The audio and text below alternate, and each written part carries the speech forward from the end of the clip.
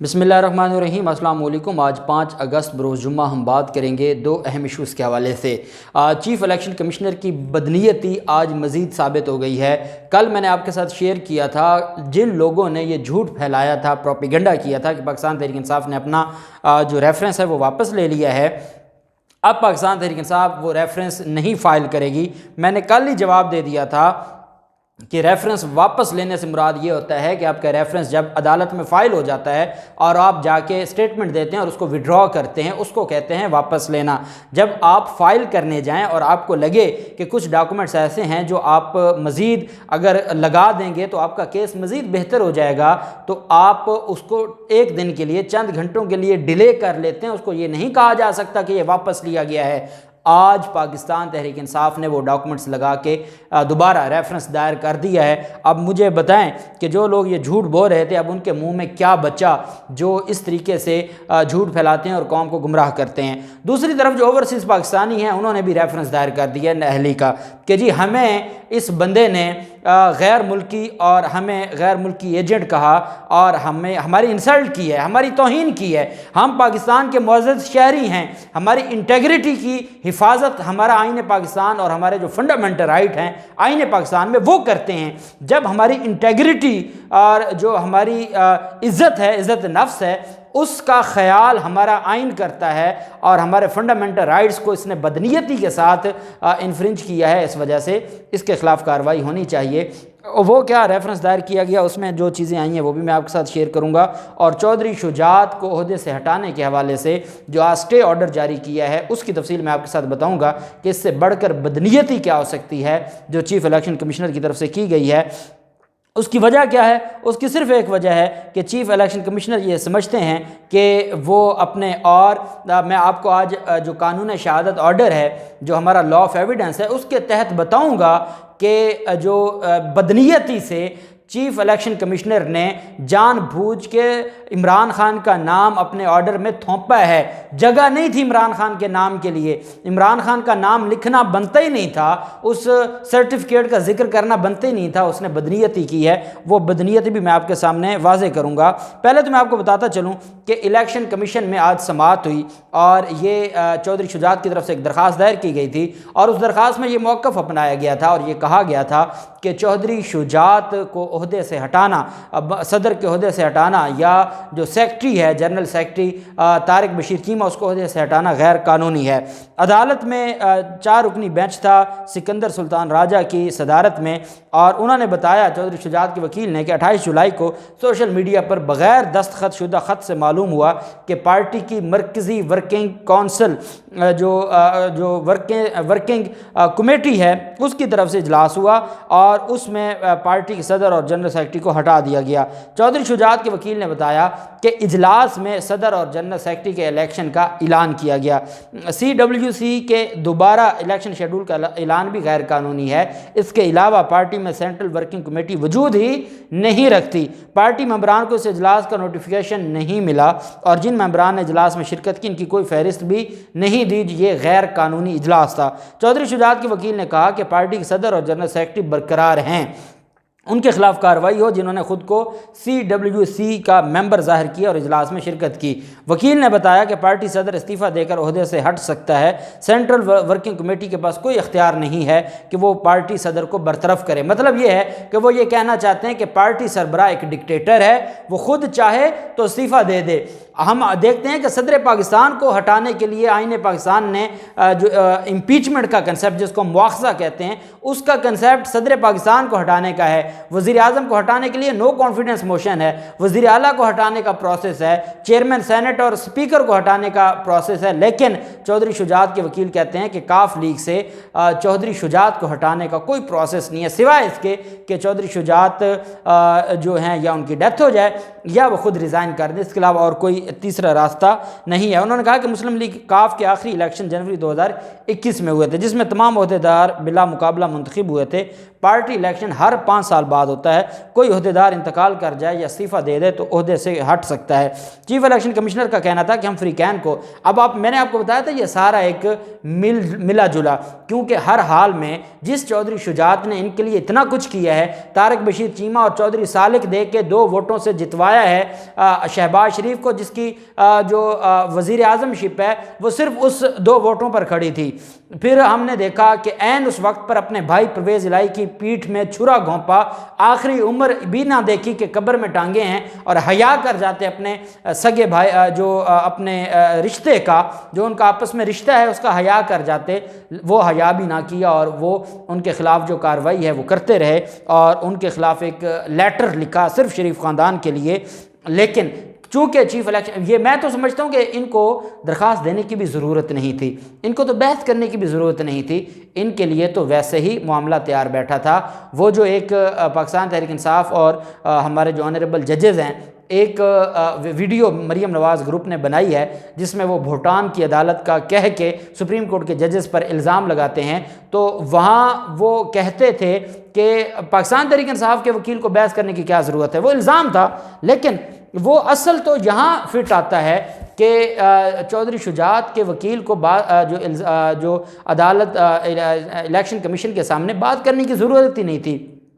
16 اگست تک سٹے آرڈر جاری کر دیا ہے کہ نہ اس کو عہدے سے ہٹایا جائے گا چودھری شجاعت کو، نہ طارق بشیر چیمہ کو، کوئی ایکشن نہیں لیا جائے گا جب تک چیف الیکشن کمشنر اس پر فیصلہ نہیں سنا دیتے۔ اتنا سخت جو سٹے ہے نا، میں آپ کو قانون کا طالب علم ہوں اور ہم صبح و شام ہائی کورٹ ہوتے ہیں، اور میں high court Lahore high court میں پریکٹس کرتا ہوں، میں آپ کو ایک ایمانداری سے بات بتا دوں، جو سٹے آرڈر عدالت جو کانسٹیٹیوشنل آئینی عدالت ہے وہ اس طریقے سے سٹے آرڈر نہیں جاری کرتی جس طریقے سے چیف الیکشن کمشنر، جو عدالت بھی نہیں ہے، اور یہ معاملہ جا رہا ہے عدالت میں، اور چیف الیکشن کمشنر کا یہ جو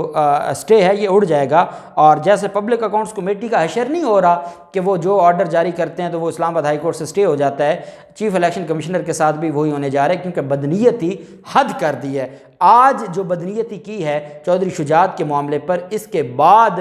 کوئی شک رہ ہی نہیں جاتا کہ یہ لوگ مسلم لیگ نون کی بی ٹیم ہے اور یہ مسلم لیگ نون کے لیے کام کرتے ہیں، جبکہ پاکستان تحریک انصاف نے جو ان کے خلاف ریفرنس دائر کیا ہے،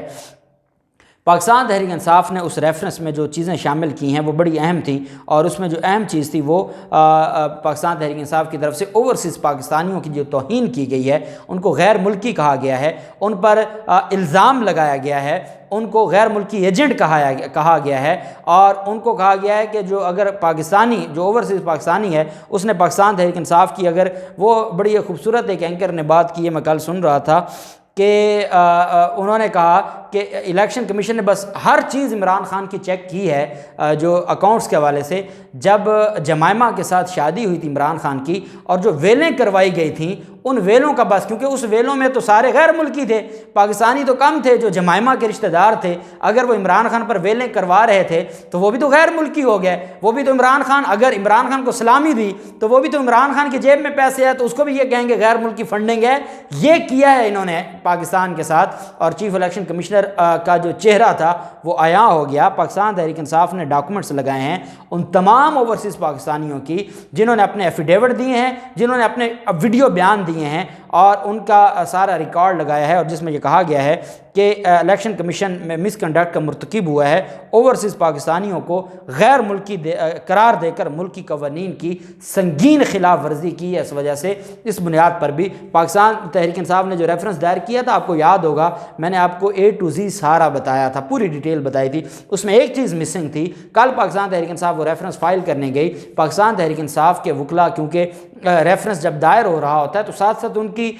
جو آپس میں ایک مشاورت ہے وہ جاری رہتی ہے، ان کو ایک چیز لگی کہ مسنگ ہے، انہوں نے کہا کہ آج نہیں فائل کرتے، پہلے اس کو جو فل کر لیں اور پھر ہم ساتھ ہی اس کو جمع کروا دیں گے۔ آج انہوں نے جمع کروا دیا ہے، اور کل سارا دن وویلا مچایا گیا، پاکستان تحریک انصاف نے اپنا ریفرنس واپس لے لیا ہے، پاکستان تحریک انصاف کو اپنی ہار نظر آ گئی ہے، پاکستان تحریک انصاف نے مکا کر لیا ہے، پتہ نہیں کیا کچھ نہیں کہا، اور میں نے کہا کہ عقل کے اندھو، صحافی ہو اور صحافت میں بدقسمتی یہ کوئی کرائٹیریا نہیں ہے نا، کوئی ڈگری نہیں ہے، صحافت وہ واحد پروفیشن ہے جس میں کوئی ڈگری نہیں ہے، اور میٹرک پاس اور ایف اے پاس لوگ وہاں پر بیٹھے ہیں اور وہ اس طرح کی غلط چیزوں کو اٹھاتے ہیں صرف اپنے لوگوں کو فائدہ پہنچانے کے لیے۔ میں نے آپ کو بتایا تھا کہ واپس لینے سے کیا مراد ہوتا ہے، وڈرا سے کیا مراد ہوتا ہے، ابھی تو فائل ہی نہیں ہوا تھا، وڈرا کس چیز کا کرنا تھا، وہ آج دائر کر دیا ہے۔ اور جو اوورسیز پاکستانیوں نے ریفرنس دائر کیا ہے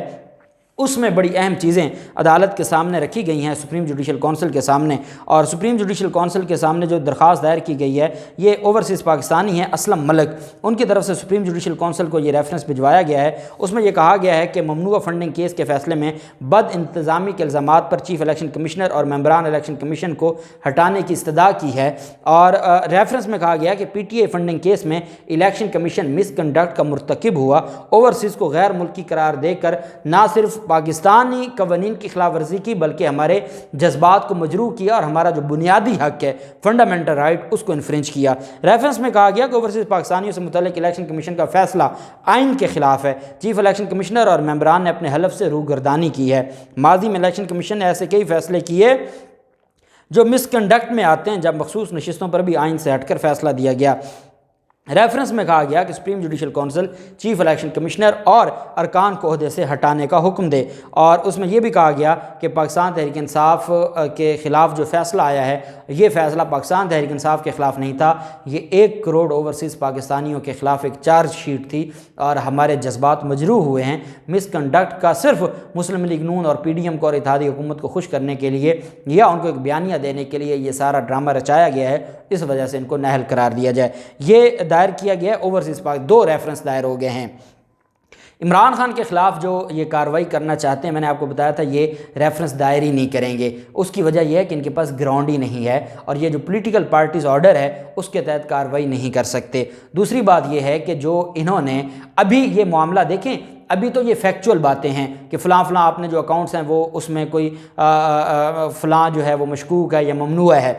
اگر کوئی بات ثابت ہو جائے تو شو کاز جاری نہیں کیا جاتا۔ جب آپ یہ سمجھیں ایک فرد جرم لگا ہے، جب فرد جرم لگا ہے اور ابھی ججمنٹ نہیں آئی، ابھی فیصلہ نہیں آیا، تو آپ عمران خان کے خلاف لکھ کیسے سکتے ہیں؟ ہمارا لا یہ کہتا ہے، ہمارا لا آف ایویڈنس کہتا ہے کہ بھئی آپ کے پاس کوئی ثبوت ہوگا، ثبوت کی روشنی میں آپ ابھی تو آپ کے پاس جو اکاؤنٹس کی ڈیٹیلز آئیں، آپ نے کہا یہ جو اکاؤنٹس ہیں نا یہ مشکوک ہیں، آپ اس کی وضاحت کریں کہ یہ ہم کیوں نہ ان کو ممنوعہ ڈکلیئر کرتے ہوئے کنفسکیٹ کر دیں، آپ اس کی وضاحت دیں۔ مانگی آپ نے وضاحت ہے، اور وہاں آپ لکھتے عمران خان کے خلاف ہیں کہ اس نے جھوٹا سرٹیفکیٹ دیا ہے، اور عمران خان کے خلاف آپ ایک بیانیہ بناتے ہیں، پھر آپ ایک فیصلہ لکھتے ہیں، اس فیصلے میں آپ وفاقی حکومت کو نہیں بھجوانے کی بات کرتے، بعد میں آپ جو فیصلہ اپلوڈ کرتے ہیں اس میں آپ ایک 1.5 لائن ایڈ کر دیتے ہیں اور ٹیمپرنگ کرتے ہیں۔ یہ وہ چیزیں ہیں جو چیف الیکشن کمشنر کو لے ڈوبیں گی، اور پاکستان تحریک انصاف تگڑے